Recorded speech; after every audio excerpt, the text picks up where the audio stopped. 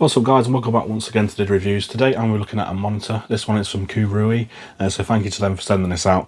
And this is this one here that you can see. This is the 25E3 Alpha.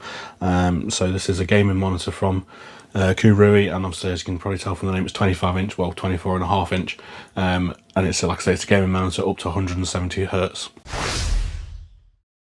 So first of all, let's go through some of the specs. I'll apologise for my voice at the moment, I've got a bit of a bad throat. But let's go through the specs and basically tell you all about this monitor. And obviously we'll show you, as I'm talking, I'll show you how it looks on camera and testing and stuff that I've done as well. So it's a 1920 by 1080, 1080p panel. It is a VA panel, which sometimes suffer from viewing angle problems. However, from when I've looked at this monitor myself, I don't see any problems with it at all. Obviously it's not going to be as good as an IPS in terms of viewing angles, but there is no sort of issue with this at all, and it looks really good. It's 170 Hertz, which is straight out the box. You can enable it straight away, no problem. You don't have to do any overclocking or anything like that. You literally just turn it on Windows, change it to 170 Hertz, and it's good to go. And obviously it's a 16:9 aspect ratio. Response time is 1 millisecond, and looking at basically doing some gaming and obviously doing some testing on this, the response is really good at 170 Hertz. I did a bit of Forza, a bit of Doom, things like that, so obviously I'm getting those max frame rates on 1080p, and it looks absolutely fantastic. Obviously there is a little bit of ghosting. It is a very budget oriented panel. It is, so there is going to be some ghosting and what I'd expect from a panel of this sort of price.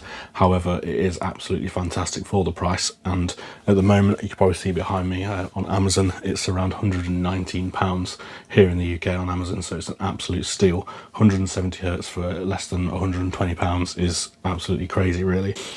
In terms of the colour of it, colours are very bright, vibrant. Look really good. I've done some colour tests on it as well. I don't have anything to calibrate it with, or a proper test equipment, but I've done some, obviously just looking at tests online and things like that, and obviously the alien test and then some colour testing as well, just to see how good the colours are, and to me they look fantastic.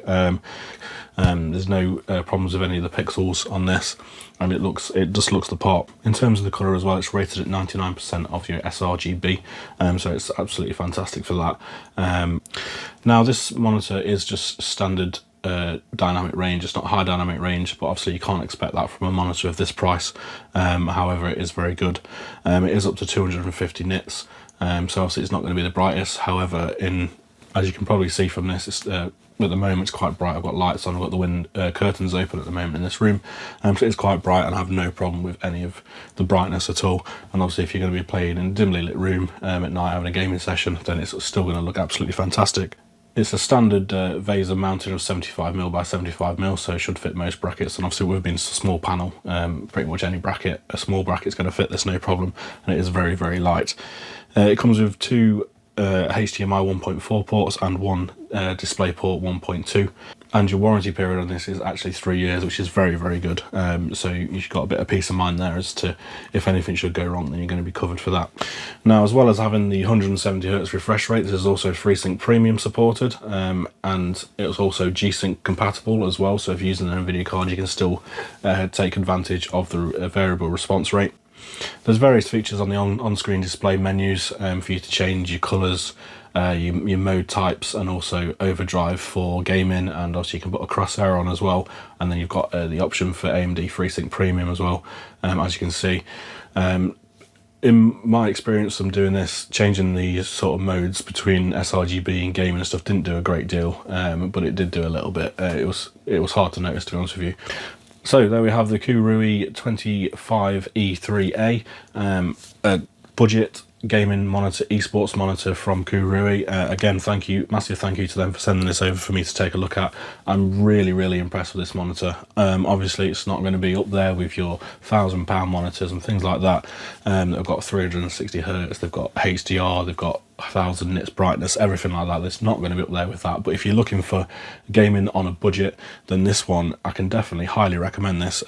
I absolutely really enjoyed using this. Gaming on it as well looks absolutely fantastic. Obviously it is 1080p, so the clarity is not going to be there as in comparison to a 1440 or a 4K panel.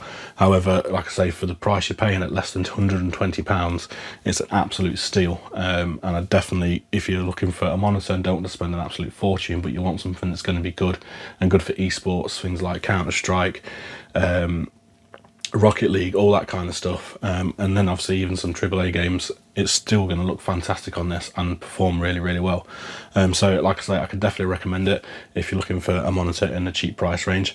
And that's it, guys. Thank you for watching. I hope you enjoyed this video, and I hope you will consider this if you're looking at a cheap monitor, and basically just go out and buy it if you're looking for a monitor around this price. It won't let you down. So thank you for watching. I hope you enjoyed this. Don't forget to like and subscribe if you haven't already, and leave any comments in the comment section below, and I'll be happy to get back to you. So thanks for watching, and goodbye.